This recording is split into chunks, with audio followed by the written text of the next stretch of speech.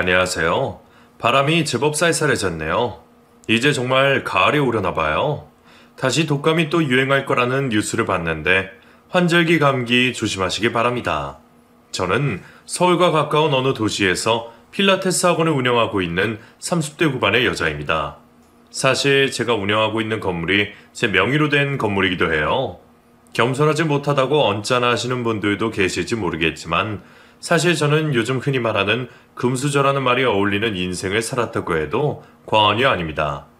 그렇다고 부모님 등에만 얹혀서 유유자적 편하게만 살았다고 생각하진 않아요. 어디 가서 이런 말하면 분명히 부잣집에서 태어나서 자라놓고서 잔말이 많다고 하는 분들도 있을 겁니다. 하지만 저를 가까이에서 지켜본 제 친구들은 실제로 제가 결혼하기 전까지는 그렇게 여유 있는 집에서 살았다고 생각하지 못했다고 하더라고요. 왜냐하면 저는 고등학교를 졸업하고 대학에 가면서부터 제 용돈은 제가 알아서 벌었습니다. 그리고 주변 친구들이 브랜드 옷이나 명품 가방을 사고 싶어 할 때 저는 그런 것보다는 길거리 보호색 가게에서 보세 옷이나 빈티지 제품을 사는 걸 좋아했어요. 저희 어머니께서 질색팔색하기는 하셨지만요. 채희야, 너 그것도 구제 가게에서 산 옷이야? 아휴, 엄마가 그런 옷 사지 말라니까. 왜? 이 낡은 느낌이 난 예쁘고 좋은데. 그래도 누가 입다가 버린 옷인지도 모르는데 거기 애곤이라도 끼어 있으면 어쩌려고 그래. 우리 채희 공부 열심히 해서 대학 갔으니까 엄마가 백화점 데리고 가서 좋은 옷 좀 사줘야겠다. 가자. 저희 어머니께서 그렇게 큰 소리를 치시면 저는 웃으며 대답했습니다. 아휴, 엄마도 백화점에서 옷 안 사입으면서 무슨? 엄마가 왜 안 사입어? 엄마 사입어? 엄마 옷 다 브랜드야. 어디 아울렛에서 싸게 산 거잖아요. 엄마, 나 그런 데다 돈 낭비하기 싫어. 나 옷도 많은데 뭐. 알았어. 하여튼 누구 닮아서 저렇게 알뜰살뜰한지 몰라? 엄마 아빠 닮았지? 잘 살면 좀 쓰고 살지 지질이 궁상이다 싶은 생각이 드는 분들도 분명히 계시겠지만 저희 가족은 치장을 하거나 남에게 보여주기 위해서 돈을 쓰는 것에는 아끼는 편이었어요. 저희 부모님이 자수성가하신 분들이라서 더 그랬을 수도 있겠네요. 아무튼 저희 부모님은 거치장에 돈을 쓰기보다는 자기 취미생활이나 도움이 필요한 곳에 돈을 쓸 때에는 아끼지 않으셨습니다. 저도 부모님을 보고 배워서 그랬던 것 같네요. 대학을 다니면서 저는 정말 어쩌다 보니 남들 다 아는 연애를 저도 하게 되었어요. 선배가 등 떠밀어서 대타로 나간 미팅 자리에서 만난 저보다 3살 많은 남자가 제 첫 연애 상대였습니다. 지금은 가스라이팅이란 말이 많이 알려져 있고 그런 상황에 대한 설명이 많이 나와 있지만 당시만 해도 그런 걸 몰랐었거든요. 지금 돌이켜보니 저는 당시에 남자친구에게 가스라이팅을 당하고 있었습니다. 채야, 너 그 친구랑 절교해라. 어? 왜? 나랑 단짝인데? 고등학교 때부터 절친이야. 내가 봤는데 애가 좀 질이 안 좋은 것 같아. 너한테 좋을 거 없잖아. 좀 멀리 해. 아닌데? 오빠가 뭘 잘못 본 것 같은데? 채야, 내가 사람 보는 눈이 매의 눈이야. 척 보면 안다니까? 너 나 못 믿어?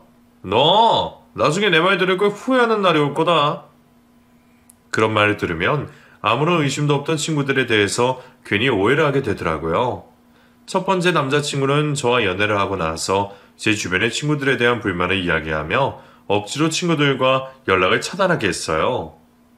그 남자친구와 2년 반 연애하면서 저는 제 주변 친구나 지인들과 완벽히 차단되어 버렸습니다. 그게 문제라는 생각도 하지 못할 만큼 당시에는 남자친구에게 가스라이팅을 당하고 있었어요. 정말 조종당하는 인연과 다름이 없었습니다.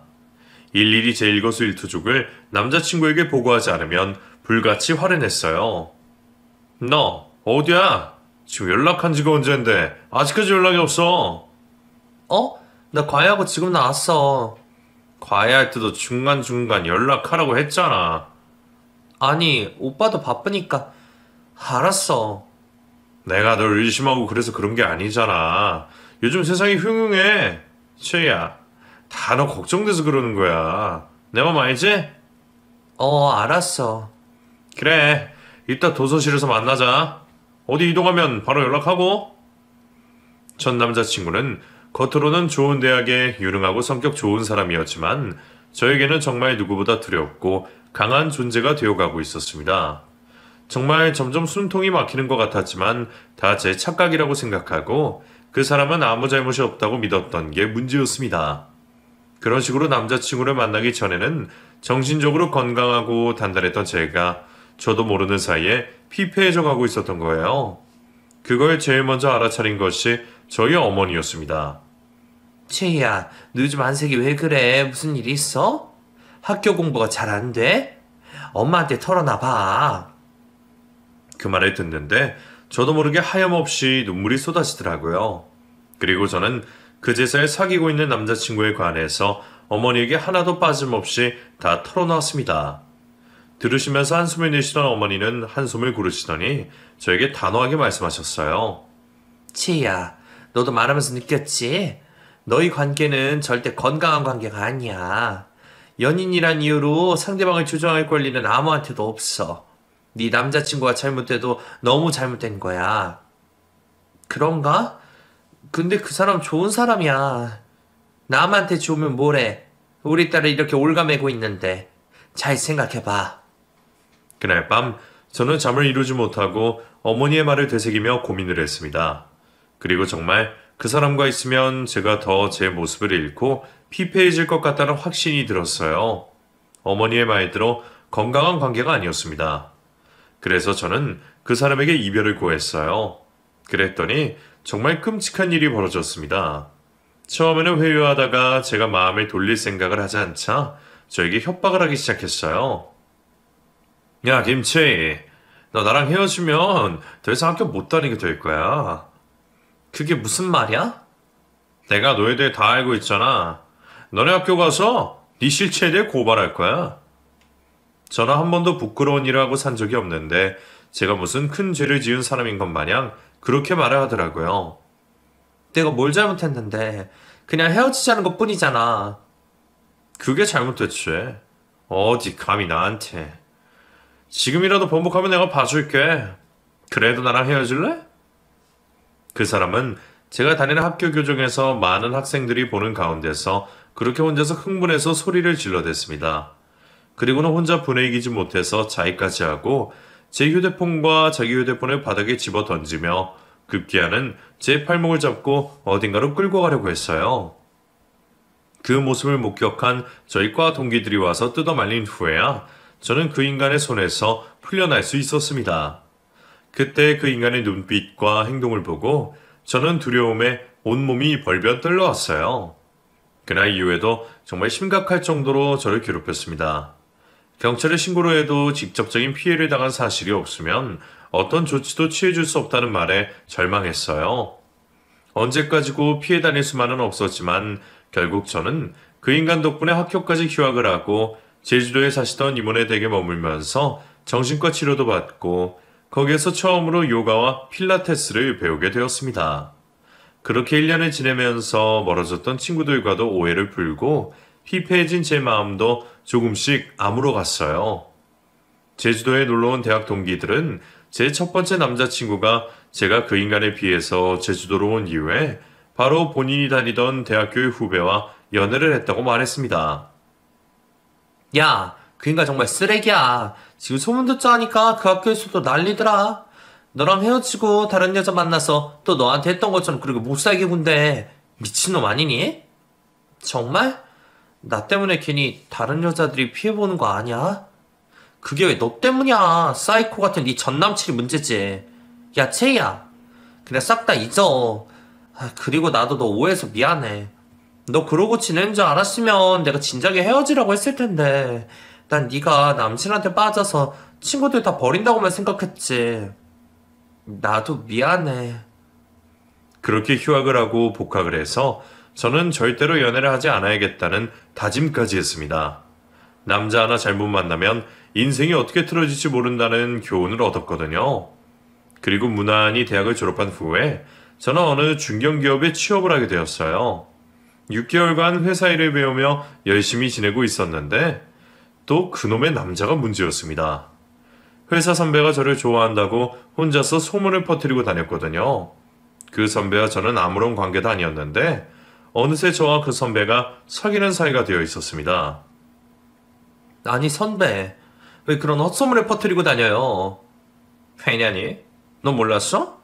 내가 너 좋아하잖아. 전 몰랐어요. 그리고 일방적으로 이러시면 안 되잖아요. 아, 되게 팍팍하게 구네. 첼시도 남자친구 없잖아. 우리 잘해보자. 그 선배는 그날 이후로 혼자서 저를 연인 대하듯이 했습니다. 저는 매일 거저 의사를 밝혔지만 귀등으로도 듣는 신용을 하지 않았어요. 정말 괴로운 날들이었습니다. 참 쓰다 보니 저도 어쩌다가 그런 인간들한테만 엮이게 되었는지 그때는 괜히 아무 문제 없는 제 팔자 타령이나 하면서 또 괴로운 나날을 보내게 되었습니다. 그리고 제 유일한 취미인 필라테스를 하고 명상을 하면서 회사에서 받은 스트레스를 떨쳐내려고 했어요. 그런데 제가 다니던 필라테스 학원을 어떻게 알았는지 필라테스 학원 앞까지 회사 선배가 찾아와서 저는 기겁을 했습니다. 채야, 운동한 거야? 멋있다. 아, 깜짝이야. 선배, 여기 왜 있어요? 아니, 나는 가는 길이 같아서 따라와 보니까 네가 여기로 들어가더라고? 저 미행하신 거예요? 희행이라니 섭섭하게 무슨 그런 말을 해. 우리 사귀는 사이잖아. 왜 그러세요, 정말. 저는 선배랑 아무 사이도 아니에요. 왜 혼자서 착각을 하고 그러세요? 저 미치는 걸 보고 싶으세요? 제가 그렇게 울분을 토해내자 그 사람은 오히려 더 당당해지더라고요. 첫 번째 남자친구에게서 겪었던 트라우마가 다시 살아나는 기분이었습니다. 그날 다행히 저희 아버지와 함께 만나서 저녁을 먹고 집으로 약속을 했던 날이었거든요. 아버지께서 제가 선배와 신랑이라는 모습을 보고 다가오시자 그제서야 주랭랑을 쳤습니다. 저는 또 아버지 앞에서 속절없이 울면서 회사에서 그 선배에게 겪은 일에 대해 털어놓게 되었어요. 아버지가 벼락같이 화를 내시더라고요. 안 되겠다. 지혜야, 그냥 회사 그거 그만둬라. 그냥 너 하고 싶은 거 하면서 살아. 저런 인간이랑 어떻게 같이 회사를 다니겠어? 저는 또 한 번 남자로부터 도망을 쳐야 하는 제 상황이 정말 믿기지도 않고 그저 한숨만 나왔습니다. 그리고 아버지의 말씀대로 회사를 그만두고 제가 좋아하는 일을 찾게 되었어요. 필라테스를 하면서 정신적으로도 육체적으로도 안정을 찾았기 때문에 저는 필라테스 강사를 하기 위해서 회사를 그만두고 자격증을 취득했습니다. 성취감이 상당하더라고요. 회사에 합격했을 때보다 더 행복했습니다. 자격증을 취득한 후에는 학원 강사로 일을 시작했어요. 거의 여자분들만 상대하다 보니 마음이 훨씬 더 편했습니다.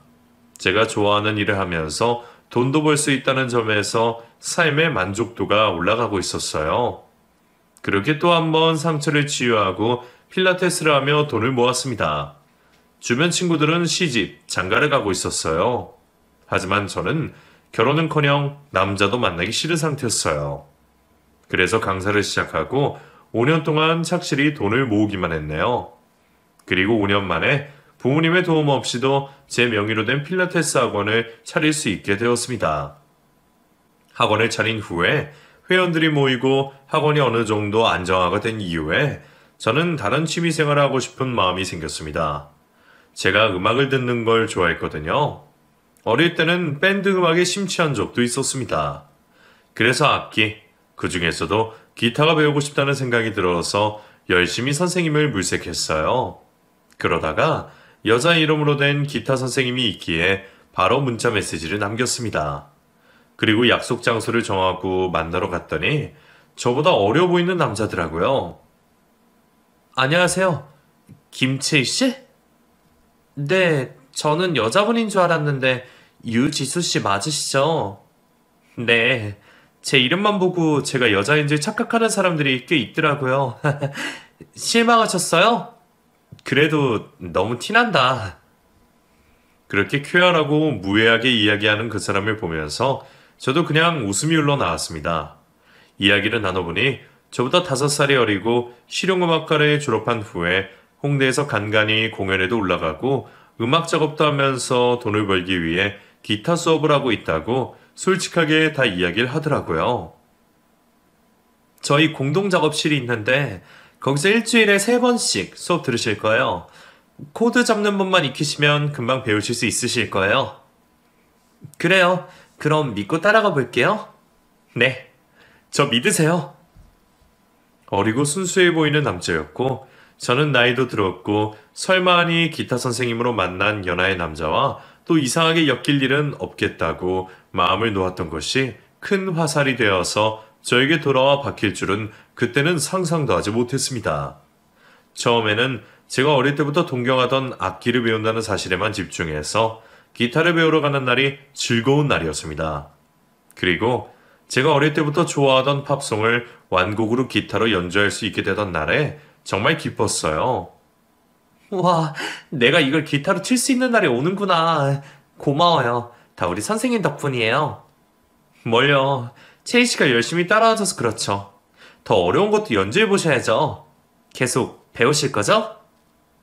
이 정도까지만 배워도 괜찮을 것 같은데. 제가 뭐 어디 공연 나갈 것도 아니니까. 왜요? 저랑 같이 공연해요. 제가 서브 기타로 채희 씨 무대 소개해 드릴게요. 그렇게 해맑게 말하는데 저도 모르게 풋 하고 웃음이 터졌습니다. 왜 웃어요? 아니, 너무 꿈 같은 이야기라서.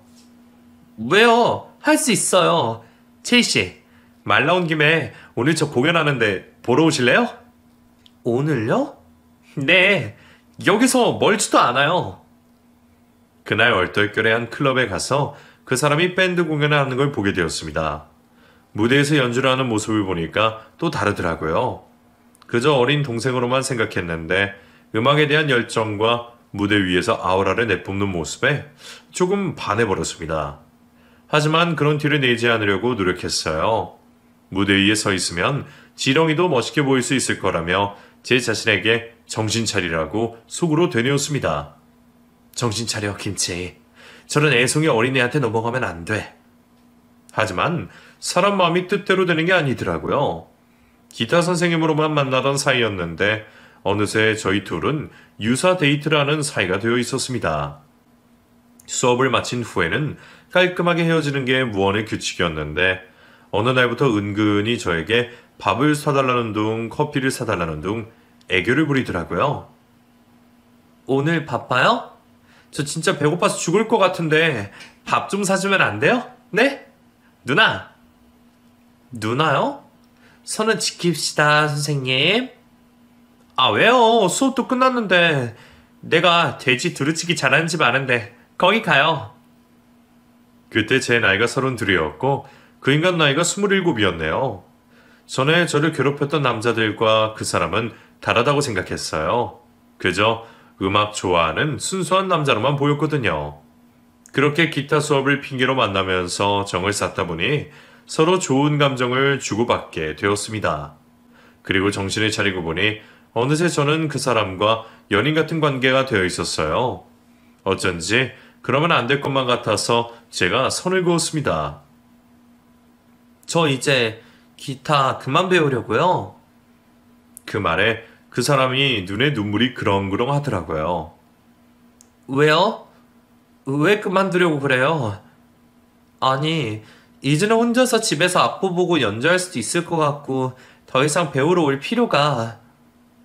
제 말이 끝나기도 전에 그 사람 눈에서 닭똥 같은 눈물이 뚝뚝 떨어지더라고요. 저는 몹시 당황했습니다. 아니, 왜 울어요? 저 사실 첼시 좋아해요. 아니, 사랑해요. 그런데 앞으로 수업 핑계로 첼시를 더 볼 수도 없다고 생각하니까. 그렇게 우는 모습을 보니까 저도 같이 눈물이 흐르더라고요. 제가 남들이 울거나 TV에서도 우는 장면이 나오면 따라서 우는 사람이었거든요.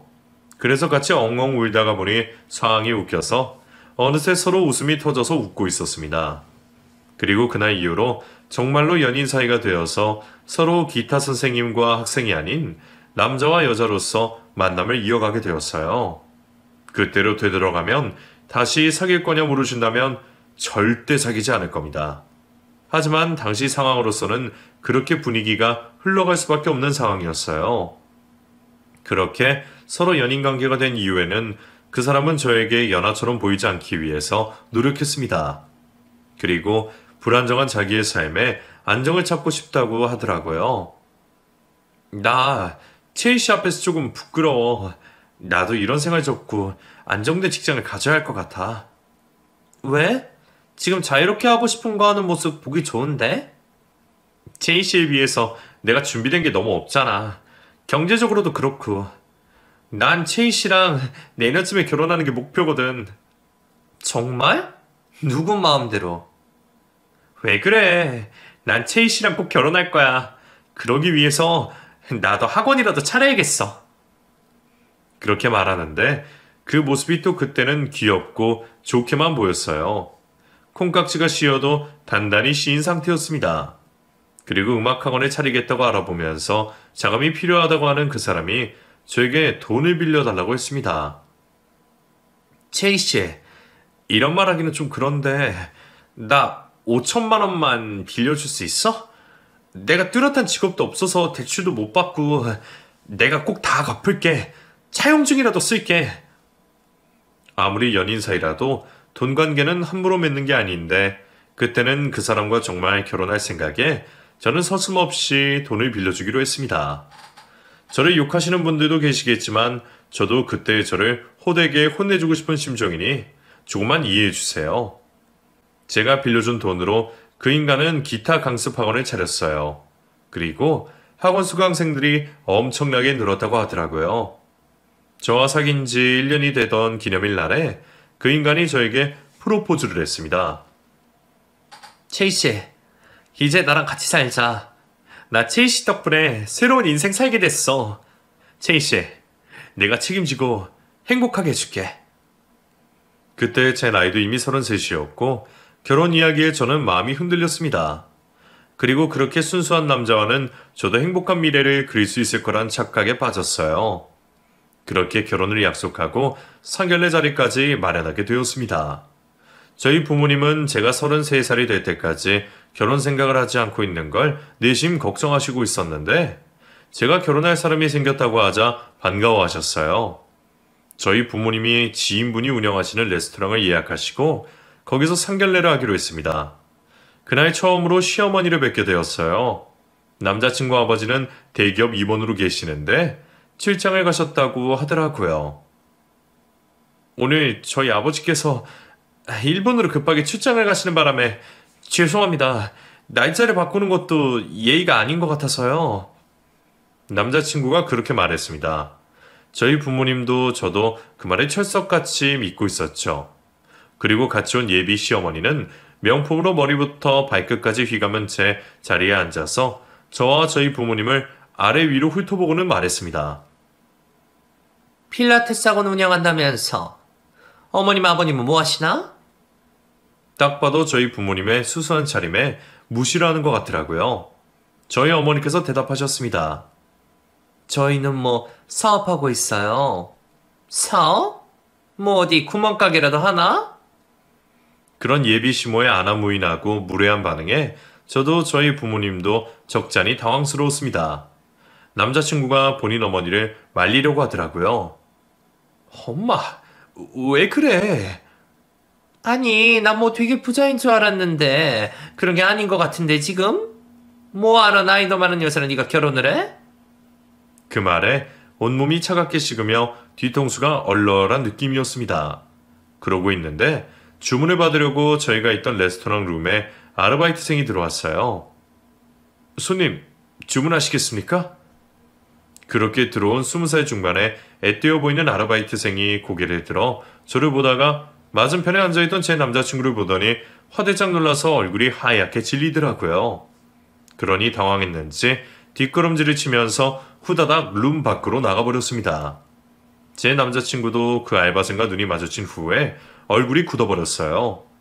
뭔가 쎄한 기류를 눈치챈 저는 화장실에 다녀오겠다며 그 알바생을 찾으러 갔습니다.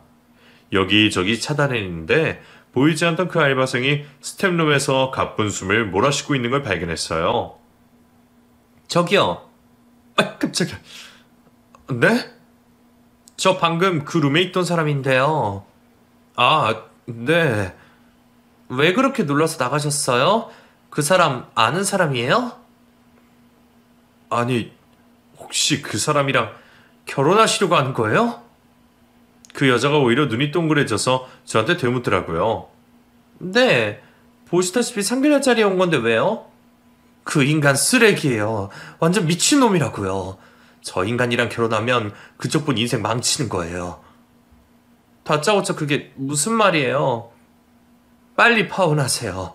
그게 살 길이에요. 그리고는 그 알바생은 제 예비 신랑과의 인연에 대해서 털어놨습니다. 알고 보니 그 알바생도 저와 결혼을 앞두었던 예비 신랑과 연애를 했던 사이더라고요. 그때 제가 헤어지자고 하니까 저 찾아와서 진짜 난리도 아니었어요. 저 제 자취방에 감금당하고 몇 시간이나 두들겨 맞았어요. 너 따위가 감히 자기를 찾아면서 욕하고 발로 밟고. 저는 상상하지도 못했던 이야기를 처음 보는 여자에게 듣는 터라 믿을 수가 없었습니다. 사실 믿고 싶지도 않았어요. 그리고 제가 첫 연애에서 겪었던 트라우마가 되살아나는 듯 했습니다. 그게 정말 사실이에요? 증거 있어요? 있어요. 저 그 인간한테 맞고 갈비뼈까지 부러지고 전치 4주 나왔어요. 바로 경찰에 신고했는데 연인 사이의 일이고 도주 우려도 없으니 영장 발부할 수 없다고 하더라고요. 뭐라고요? 그럼 그렇게 폭력을 쓰고도 처벌을 안 받았다는 거예요? 네. 제가 알기로는 저만 당한 게 아니에요. 그 전 애인 그 이후 애인들도 다 당했어요. 그런 낌새 못 느끼셨어요. 증거 필요하면 제가 지금이라도 당장 증거 보여드릴게요. 그리고 그 여자는 바로 자기 휴대폰으로 제 예비 신랑을 경찰에 신고했던 증거와 자기가 맞았을 당시에 찍어두었던 사진, 그리고 사귈 당시에 찍어두었던 사진들을 저에게 보여주었습니다. 그걸 보니 정말 피가 거꾸로 솟는 기분이었어요. 당장 그 알바생의 팔을 끌고 저희 부모님과 마주하고 있는 무례한 남자친구 어머니와 남자친구에게 갔습니다. 문을 확 열고 들어가자 안에 있던 남자친구가 놀란 토끼 눈이 되어서 저희를 바라봤어요. 제이씨, 누구야? 그 말에 제가 버럭 소리를 질렀습니다. 몰라서 그래? 나보다 네가 더 잘할 텐데. 네가 갈비뼈 부러뜨린 네 전 여친이잖아. 내가 지금 네 실체 다 보고 왔거든? 그러자 상견례 자리에 있던 예비 시모였던 사람이 오히려 적반하장으로 난리를 부리더라고요. 남친이 알바생에게 삿대질을 하며 말했습니다. 아니 이년이? 어디서 지금 말도 안 되는 유언비를 퍼뜨리고 있어. 우리 아들이 뭐가 어째? 야, 이 합천인 기집애야. 우리 아들이 널 팼다고? 그런 그 인간들의 반응에 떨면서 제 손을 잡고 서 있던 레스토랑 알바생도 화가 났는지 단호하게 대답했습니다. 네, 아실 텐데요. 본인 아들 데이트 폭력으로 경찰 신고당한 거 모르실 리가 없잖아요. 그때 처벌은 피했지만 기록은 다 남아있어요. 어디서 또 여자 인생 망치려고. 제 휴대폰에 증거 다 있거든요. 그렇게 말하며 방금 전에 저에게 보여준 증거들을 들이밀자 남친과 그의 어머니가 뒤로 나자빠지더라고요. 저희 아버지가 모든 상황을 파악하시고는 알바생 손에서 휴대폰을 빼앗아서 앞에 있던 인간이 저지른 추악한 행태를 다 확인하셨습니다. 평화로울 줄 알았던 상견례 자리는 어느새 파국이 되어 있었어요. 저희 아버지께서는 자리를 털고 일어나며 말씀하셨습니다. 여보 가자. 제이야 나와. 어디 이런 말도 안 되는 인간들이 다 있어. 무례한 거 꾹 참고 넘어가려 했는데 이건 아예 범죄자잖아. 이 결혼은 없던 걸로 합시다. 저희 아버지가 자리에서 일어서자 남친과 남친 어머니가 당황해서 저희 아버지 바짓가랑이를 붙들고 늘어졌습니다. 제가 잠시 자리를 비운 후에 저희 부모님이 신혼집과 건물을 주겠다고 하신 모양이더라고요.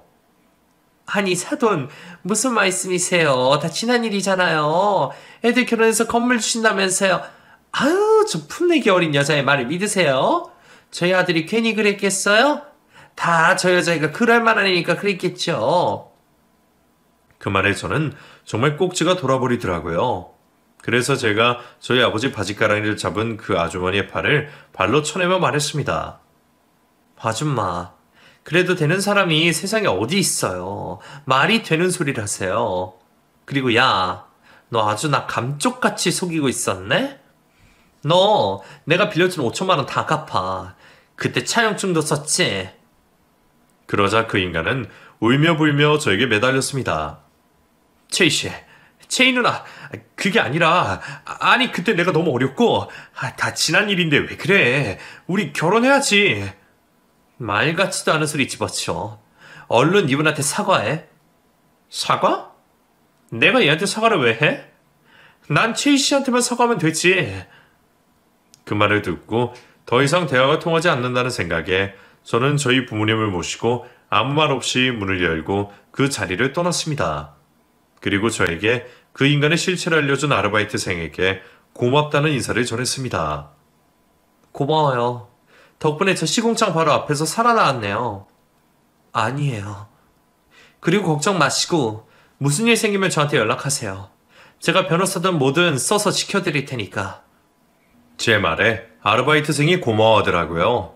그리고 저희 아버지께서는 레스토랑 사장이신 지인분에게도 특별히 신경 써주시라는 부탁을 드렸어요. 저 안에 미친놈이 있으니까 이 아르바이트생 무슨 일 당하지 않게 신경 좀 써줘.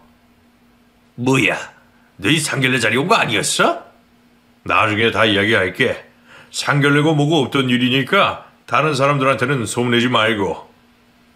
그렇게 저희 가족은 치를 떨며 상견례 자리를 떠났습니다. 너무 말도 안 되는 상황이었지만 저는 오히려 정신이 맑아지는 기분이었어요. 그날 상견례 자리에서 본 예비 시모의 태도나 남친의 실체를 보고 나니 파혼을 한 게 정말 다행이다 싶더라고요. 그리고 저는 저에게 불이 나게 전화가 오는 남자친구의 전화를 받고 말했습니다. 치이씨, 제발 한 번만 나랑 만나서 이야기하자. 그거 다 친한 일이야. 걔가 일부러 접근한 거야. 나 거기서 상견례 하는 거 알고. 야, 말 같은 소리를 해. 그 알바생 나도 아는 사람이야. 거기서 1년 넘게 일하고 있었거든? 참. 너 내가 빌려준 5천만 원 그거 당장 내 계좌로 보내. 문자로 남길게. 끊어? 아니 최희씨, 나 그 돈 없어. 학원 다시 내놓으면 되잖아. 보증금 나오면 바로 보내. 더 대화하고 싶지도 않아서 그렇게 전화를 끊었습니다. 그리고 잠잠하더라고요. 하지만 일주일이 지나고 2주가 지나도 전 남친에게서 연락도 없고 돈도 돌아오지 않았습니다. 그래서 알아보니 전 남친이 구했다던 학원은 애초에 구하지 않았더라고요. 그것도 저에게 사기를 친 것이었습니다. 학원을 차린다고 저에게 빌려간 5천만 원은 행방이 묘연했어요. 그래서 저는 꾹 참고 그 인간에게 메시지를 남겼습니다. 너 사기로 소송 걸까? 아니면 대여금 반환 청구 소송 정도로 끝내줄까? 내가 지금 엄청 고민 중이야. 너 완전 싹 다 거짓말이었더라. 사기가 낫겠지? 제가 그렇게 문자를 보내자 1초 만에 전화가 걸려오더라고요. 치이씨, 그게 무슨 말이야? 너 입 싹 닫고 연락 끊더니 소송 건다니까 전화가 바로 오네? 문자 보낸 그대로야. 사기로 갈래? 아니면 그냥 순순히 돈 갚을래? 난 아무래도 사기가 좋을 것 같다?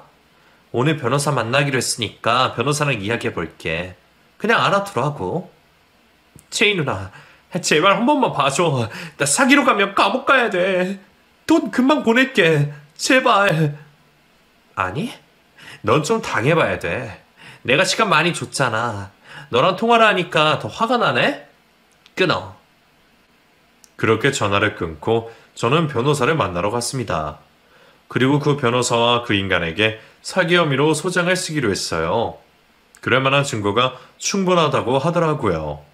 소장이 날아갔는지 그 인간은 제 필라테스 학원까지 찾아와서 학원 앞에서 무릎을 꿇고 난리 부르스를 떨었습니다. 너 뭐하냐? 체이씨, 제발 나 좀 용서해줘. 사기라니.